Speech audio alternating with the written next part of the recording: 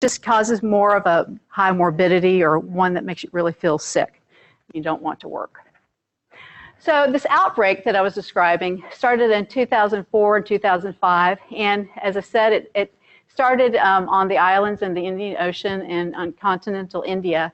You can see the total number of cases, 250,000 cases, and in India, 6.5 million cases. That's a lot of cases of arthralgia and arthritis and fever. And when they started looking a little bit closer, they were able to determine that that virus, chikungunya, had somehow mutated, for whatever reason, had mutated so that it changed one of its proteins on its outer coat so that now it infected a different mosquito, Aedes albopictus, more efficiently. So it was infecting Aedes aegypti. It had this mutation. All of a sudden, it was transferring over to and efficiently being infecting the Aedes albopictus mosquitoes. So it was infecting a whole other new population of mosquitoes. So they attributed this particular outbreak associated with this mutation. And so if you look at the epidemic, this is where it started in 2004, eastern side of Africa, and then it made its way to these islands, the French islands of Mauritius and La Réunion. That's where a lot of people like to go on vacation. And in fact, that whole island was pretty much inundated with chikungunya, unfortunately. From those islands, it made its way all the way into India. By 2006, it was all over India. And then we also started spotting cases of imported cases where travelers had gone to those particular locations and then traveled home and carried the infection with them. And so they were considered imported cases in those particular locations. And you can see we even had cases in the United States, even during that outbreak.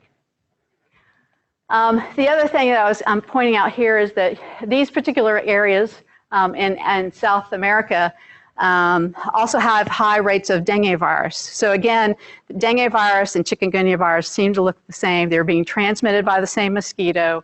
And so that was a real concern and an eye-opener as far as where is it going to go next and are we going to have more cases in the United States. So, mosquitoes. So this is an Aedes aegypti, and this is an Aedes albopictus. This is the one that now transmits the virus more efficiently, or infects more efficiently. So as far as the Aedes aegypti, it's an important vector in urban areas. It's closely associated with humans and their homes.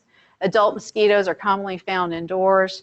Larval habitats are typically containers in household premises.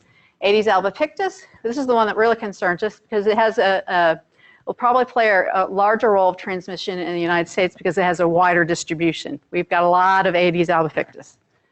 Biting adults are found indoors and outdoors, but most commonly found outdoors. Larvae occur in peridomestic habitats as well as surrounding natural habitats. So if we look at a map of the distribution of Aedes aegypti, you can see it's sort of located in sort of the southeastern portions of the United States. Aedes albopictus, on the other hand, pretty much is located at least halfway through the United States. Again, kind of concerning with this new mutation. So from 2006 to 2013, we had about 28 people per year or so in the United States that would test positive for chikungunya, most likely because they traveled from somewhere that had the disease being transmitted at that time, so they made it.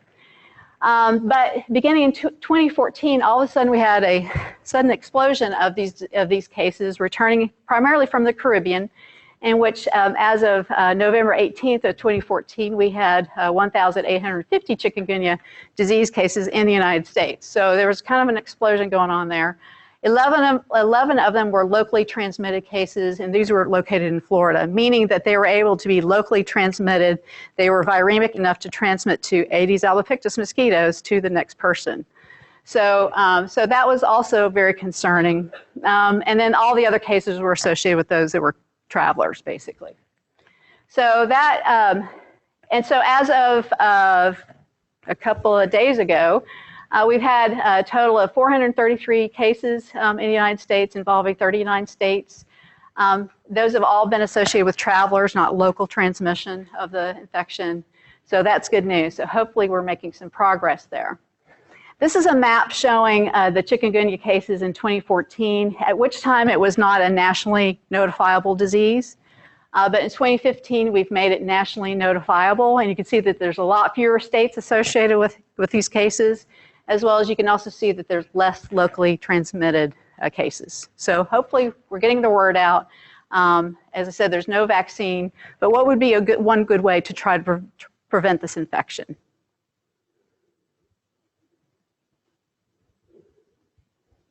What would be a way that you could try to decrease the number of cases, especially locally?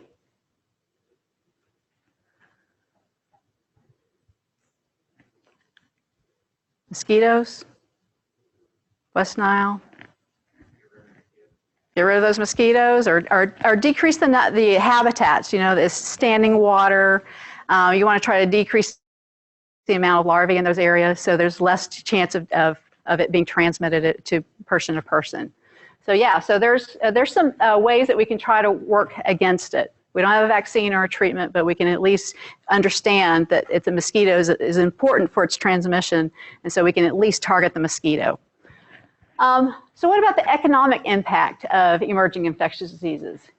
Well, if you think about since the 1940s, the number of emerging infectious diseases caused by pathogens originating in wildlife has increased.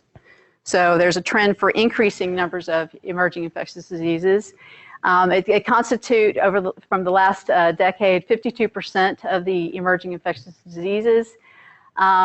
And so these emerging infectious diseases, especially zoonotic, are representing an increasing and very significant threat to global health, generally speaking. And not to mention the economic impact. So this is a graphic showing the years, as well as the estimated cost for these different outbreaks, these emerging infectious disease outbreaks. And you can see, kind of based on size, SARS cost about $40 to $50 billion. That gives you an idea of how much impact it had. We talked about Nipah in Malaysia. That cost about 350 to 400 million, which is a lot. When you think about Malaysia, it's not a big country. Probably didn't, you know, some countries are not all that wealthy. So it definitely took a hit when this outbreak occurred in Malaysia. And you can see these other outbreaks that have occurred over the years as well. So it can have quite a significant economic impact, these emerging infectious diseases. This paper describes some of the trends over the last several decades, starting in 1940. And you can see that, well, the bars in black here are associated with bacteria. The white ones are associated with viruses. Protozoa are in red. Fungus is in yellow, or in orange. And the helminths or parasites are in yellow. And you can see an upward trend over time, starting in 1940 to 2000. There's definitely an upward trend. The other thing that's interesting, you see this little bit of a spike in the 1980s. What do you think that's associated with? What was a major thing that was going on in the 80s? All of a sudden we had a lot more disease.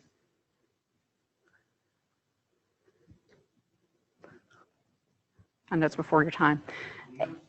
Needles, HIV, AIDS. So immunosuppressed individuals were all of a sudden getting infected with a lot of other unknown infections all of a sudden associated with these different pathogens. So that accounted for that. All of a sudden there was a bit of a spike in the 1980s. That's kind of interesting. You can actually see that. And then this is a breakdown of the same data that's basically breaking it down by zoonotic and non-zoonotic in black. And then you can see that most of them are associated with wildlife origin zoonotic diseases, as we talked about 72%. And then this is the same graphic showing it by vector or non-vector borne. So the ones in white are showing the vector borne associated with mosquitoes and ticks and sandflies and things like that. And so over this last decade or so, it accounts for about 29% of the emerging infectious diseases. So those are important. So what do we do with this information? One thing that this paper did was to try to show where these particular hotspots are. Where do we look for these emerging infectious diseases?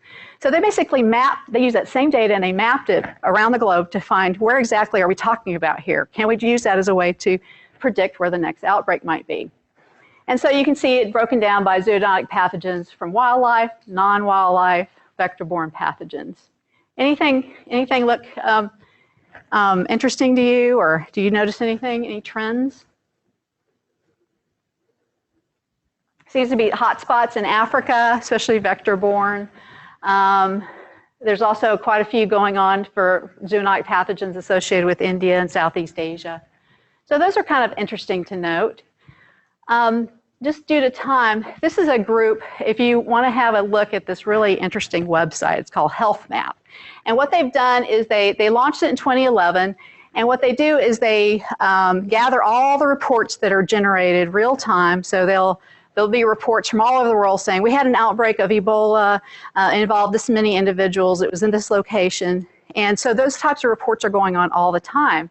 And so what Health Map did was that they gathered all this, they're gathering this data even as we speak, and mapping it in locations across the globe. You can't really see that very well, but believe it or not, that's the globe, and it's showing all the hotspots for particular diseases. And if you go to this map, you can also do it in a searchable form. So if you're looking for a particular disease, it'll map it out for you for the, all the real-time reports that have happened over the last, over the last years. But it's really real-time data. So they try to use that to try to show where the diseases are happening, where their outbreaks are, and maybe predict where the next outbreak might be using that information.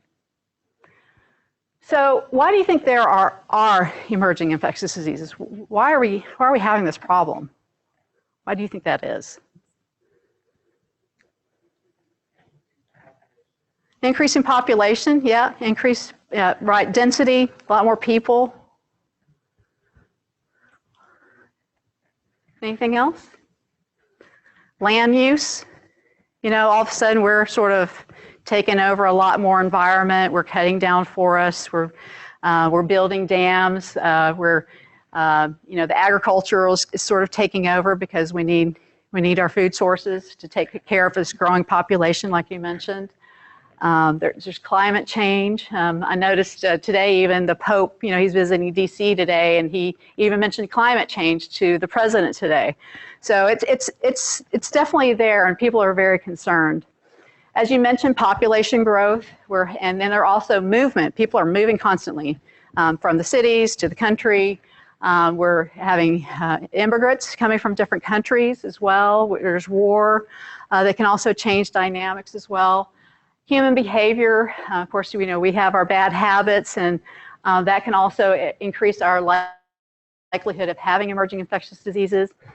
There's a group that actually looked to see what are the environmental drivers associated with these outbreaks. And so what they did was they tried to look at this graphic basically shows the worldwide percentage of emergent events that have been caused by each driver. So they looked at all this data of zoonotic infectious diseases over a time frame, 1940 to 2005, and they tried to associate it with particular environmental drivers such as land use, agricultural intensification, food industry changes, bushmeat, human susceptibility to infection, antimicrobial use, war and famine, and other. And so you can see it's sort of broken down here. Land use is a nice size, 18% of that driver.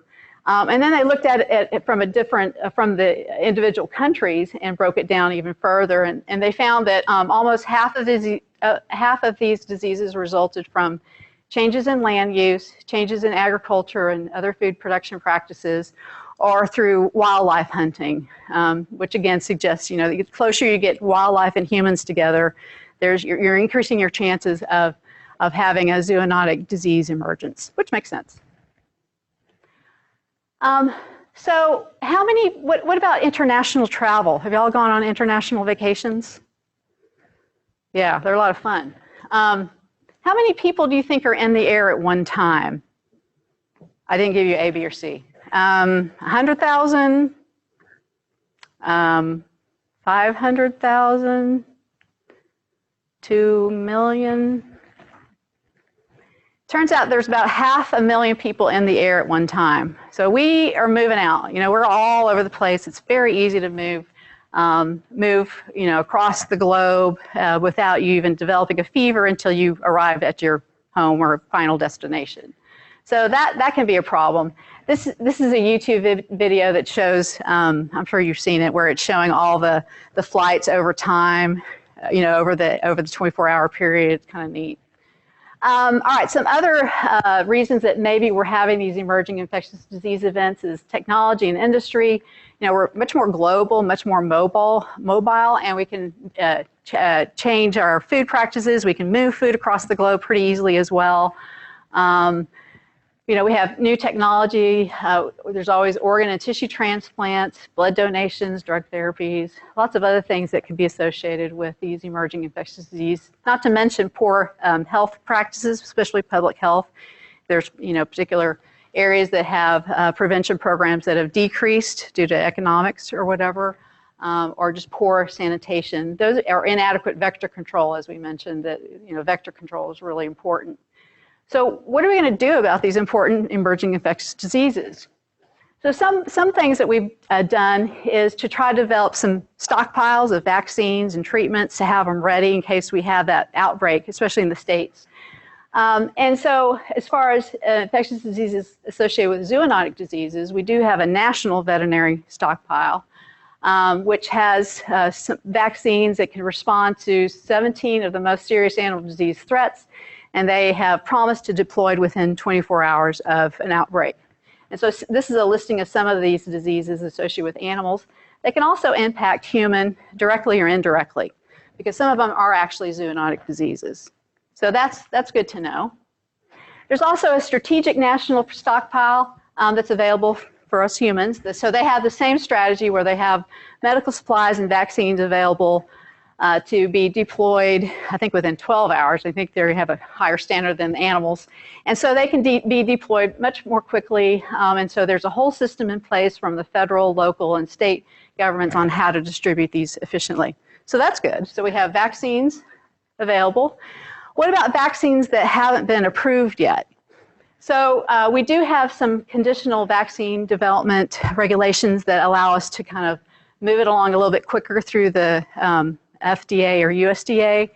USDA is important for regulating animal vaccines, and so they have processes that they can expedite, the process and move it a little down the pipeline a little bit quicker. Same for humans. FDA oversees human vaccines, and they also have a way to kind of move things along. Here's an example, the Ebola virus outbreak. They've actually developed, FDA has been helping to try to expedite the availability of that vaccine that I mentioned. And so they're using this to pursue the clinical 3 trials so they can move it along much more quickly. So that's good. So we have a couple of things in place. But what about those diseases that we don't really know about? We don't have a vaccine. We don't have anything in the works to make it move along the pipeline. What are some other ways that we can try to control these important emerging infectious diseases? One thing to think about is, so this is basically the cycle, the proposed cycle of how these emerging infectious diseases jump from animals to domestic animals to humans. And basically, this is what's happening in the wildlife species, where there's an up and down of this disease. And occasionally there might be spillover into domestic animals, thanks to vectors sometimes. And so they can have a pretty large domestic animal amplification. There's a lot more domestic animals in small areas, very highly densely packed. And so they can really amplify that infection quite efficiently sometimes. And then eventually what it will do is spill over into humans, and then here we're able to amplify the virus as well. And depending on its characteristics, can it spread quickly or whatever, it can really amplify. So that's a problem. So something that can be done and is being worked with is trying to forecast or to detect early these pathogens that are in the environment. So if we know what's out there, then we can kind of develop these control measures so that we can try to prevent its spread to domestic animals and spill over into humans. So having a much better impact and have some really good control benefits to both animals and humans.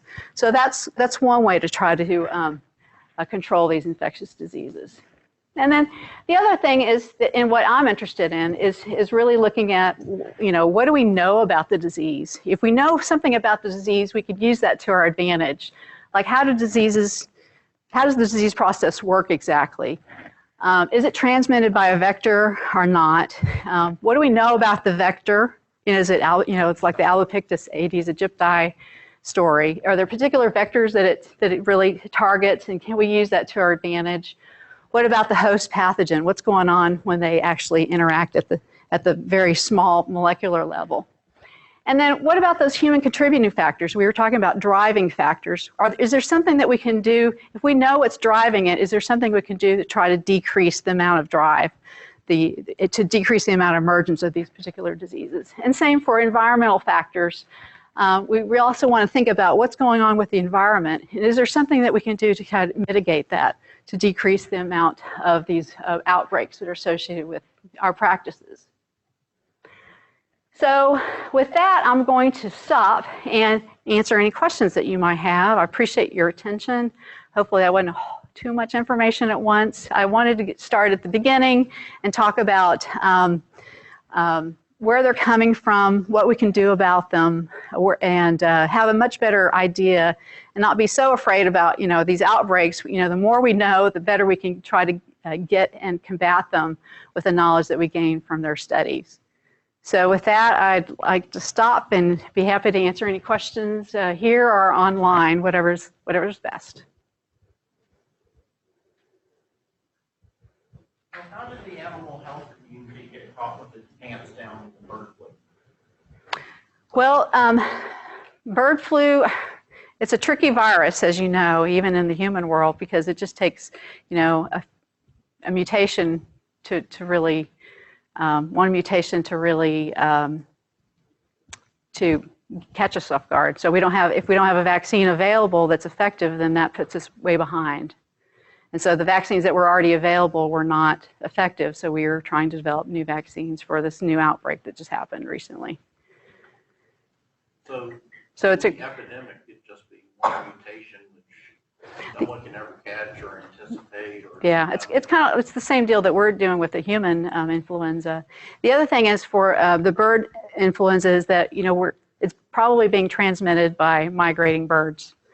Can't control migrating birds; they're everywhere, and so the spillover into domesticated, chickens and turkeys is a problem because we can't control where the origin's coming from. How long did it take for someone to say, "Hey, we got a problem"? I'm sure there were some observations along the way. Oh yeah, they were quarantining all along this time, but again, migrating birds. How long did it take for people to say, "Oh, we got a problem"? Well, we've always been worried about this sort of thing happening. So I know it's been observed, and it's always being monitored, but it's really hard to predict what's going to happen. Valley Caps, they've joined us. Oh. And it said, why are bats such a good vector of disease? And related question 2, has additional research been done on bats because they're a good vector? And if so, why not? Well, more and more is being known about bats. We're sort of behind on studying bats because, we're just finding out how important bats are. We know they're important for rabies, but the more we look, the more we're finding that we don't really know much about bats. So there's more and more research being geared toward studying bats. Why are such a good vector? I don't know. I don't know why they're such a good vector.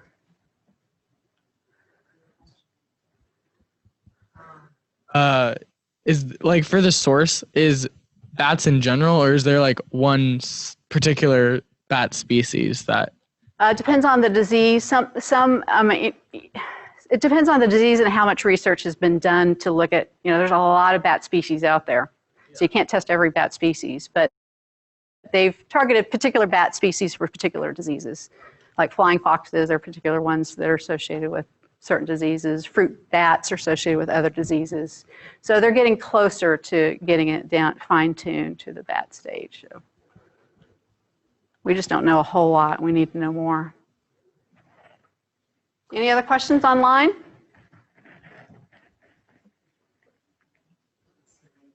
Dr. Adams, while they're thinking about that, what would your advice be to somebody that's traveling worldwide? you ask how many people have traveled internationally and that sort of thing. Mhm. What you talked about is a little scary if you think of it right in one perspective. Might make folks want to just stay at home in Johnson County. I know. So, Well, that's so not what's fun. what's your advice? Well, I mean, if you go to the CDC, they have all sorts of information about, different countries, what diseases are associated with their countries, what they recommend for vaccines. There's also a whole practice in travel medicine. So there's doctors that actually specialize in this area. So you can go and talk to them about where you're going, especially if it's kind of scary area, what vaccines are available, what to avoid while you're there. They can really give you a lot more information and details about that kind of thing. So knowledge is going to be a big factor. Knowledge is a good thing. Yeah. Yep, for sure. Other questions?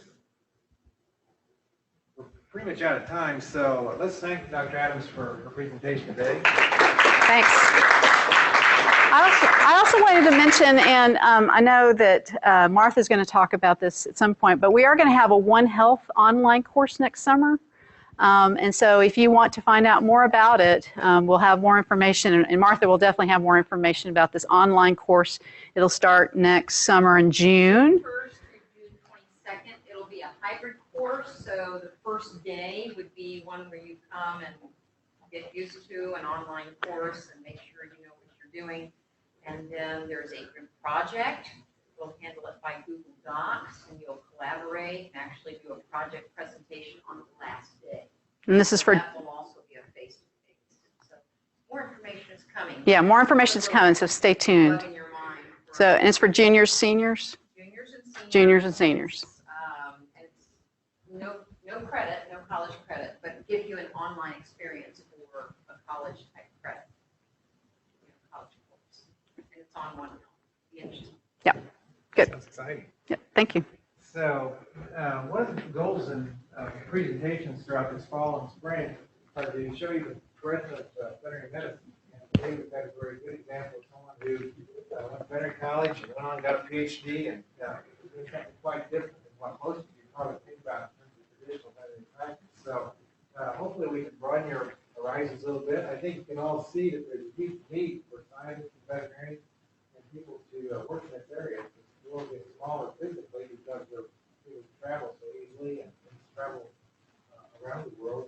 We need more and more people to help us address these issues. So hopefully you have a little bit of inspiration, a little bit of thought about where your careers might go. That's something that you may help us solve some of these problems. So we're excited to come to do this presentation. Next time that we'll meet again will be on October the 7th, and Dr. Marianne Higginbottom is going to be here. She's a oncologist. She's a faculty at Kansas State University that specializes in cancer treatment, cancer diagnosis, and cancer treatment for animals. And so as our animals live longer and get older, many of our animals are affected by cancer just like we are. So you may want to come back and hear that presentation. And then there's schedules down here you can pick up and take with you. There's still 4 more lectures this fall and 6 this spring. So we invite you to do that. If you have individual questions, be sure to come up afterwards. Ask Dr. Adams. And the other thing that I can tell you that if any of you need verification, if you were here tonight, Martha has some slips that she can give you. And you can take those with you. So again, thank you for being here. And bring a friend, Yes. or a neighbor, or a parent, or somebody you don't even know. And this is the zoonotic diseases in companion animals handout too. Well, thank you, Paige. Yeah, thank you. Good. Appreciate it. Yeah, Good job. Oh, thanks. Thanks for coming. Get that extra credit.